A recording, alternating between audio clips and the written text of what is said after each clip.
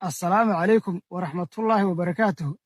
daawade ma xiisaysaa 12 bilood ee Soomaaliga iyo 28 hoggood inaad barato? haddii aad xiisayso iyo haddaanad xiisaynba waxaan kaaga marti ahay fiidiyowgani markuu ku soo gaadho inaad wixii galaba geliso. inkastoo meel xaggayna naga xigta oo la idhaahdo tiktok aan kala garan waayey in ay isugu tageen ciyaala suuqii Soomaalida oo dhan iyo inay isugu tageen xaasiyiintii ummadda Soomaaliyeed. waayahay waxaan isku dayi doonaa inaan marka hore sida qur-aanka kuu baro, oo qur-aanka marka hore waxaa la bartaa akhriskiisa, marka dambana waxaa loo soo noqdaa tafsiirkiisa. markaas sidaas ayaan kuugu dhigi doonaa. marka hore waxaan kuu dul mari doonaa magacyadooda oo aan faahfaahin lahayn. marka dambe hadduu alla idmo ayaan midhmidh kuugu sharrixi doonaa. waa kuwana iga qabo.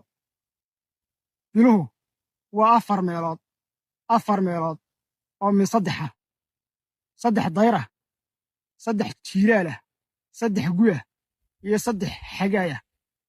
3 dayr waxaa ugu horraysa dayr halood, dayr dambasame iyo dayr habis. 3 jiyaalka waxa weeyaan wejiino dambe, xays iyo todob. waxaa jira moogta 2 wejiino hore iyo wejiino dambe. wejiino hore waa bisha dayru dambaysa ee dayr habis la idhaaho. wejiino dambana waa bisha jiyaal u horraysa. markaa 4 bilood wejiinaha hore iyo wejiinaha dambe iyo xays iyo todob waxaa la ysku dhahaa bilaha wadadana. waa bilaha ugu qabow bilaha Soomaalida wakhtiga lagu jiro, waa wakhtigoodaasa ugu qabow. 3 guga waa daydo, sayr ma weydo iyo cawl ama dirirka cawleed. 3 xagaaga waa dirir sagaalah ama dirir sakaaro. labada dirirka cawleed iyo kaa dambaba dirir sagaalo weeyaan oo 19 ku maraa dirirku. markaa waa dirir sagaal leh iyo samalaho iyo karan. waayahay waxaa kuga hadhay bishii koowaad ee Soomaalida. bisha koowaad ee Soomaalida waa samalaho. waxay isku beegan yihiin bisha 7aad ee Ingiriisida. intaa bilihii baad iga haysaa. bilaha Soomaalida bil waliba ugu yaraan waxay leedahay 2 magac, qaarna waxay leedahay 3 magac. mar dambe ayaan kugu noqon doonaa magacyadaana. waayahay hogaha 28 hoggood waxaa ugu horreeya 7 faraacida. waa 7 iminka dayixu uu ku jiro. 1 waxaa ugu horraysa gudan, waxaa ku xigta listan. waa xalay dayixu fadhiyey, xalay toole listan buu fadhiyey dayixu. waxaa ku xiga laxo ama urur oo uu fadhiisan doono caawa. waxaa ku xiga laxmar ama gelgaal. laxmar waxaa loogu bixiyey qofka dumar ee habeenkaa umusha ayaa waxay yidhaahdeen way gelgaashaayoo qof dambe ma dhasho.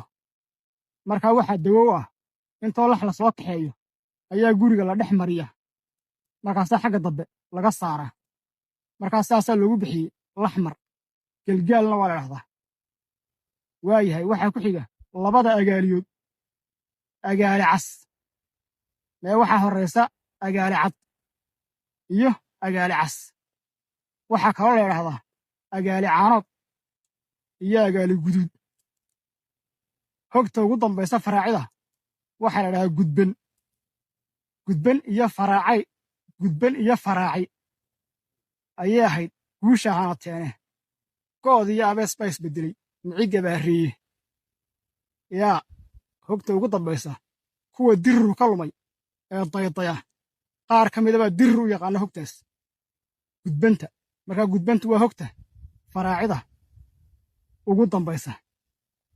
waayahay waxaynu israacin doonaa hadduu alla idmo oo ku xiga 7 naafaha, 7 cirirka afartii dirirka iyo afartii daalalada kadib sharaxii ayaynuu soo noqon doonaa ilaa bilaha iyo ilaa hogahada sidii ballanka inoo ahaydna fiidiyoogaas bal wixii galaba geliya si muddo kooban aanu ogaado bal khasaare iyo faa'iido waxa lagu hayo meeshan dadku ay ka soo buuqaan wabilaahi tawfiiq wasalaamu calaykum waraxmat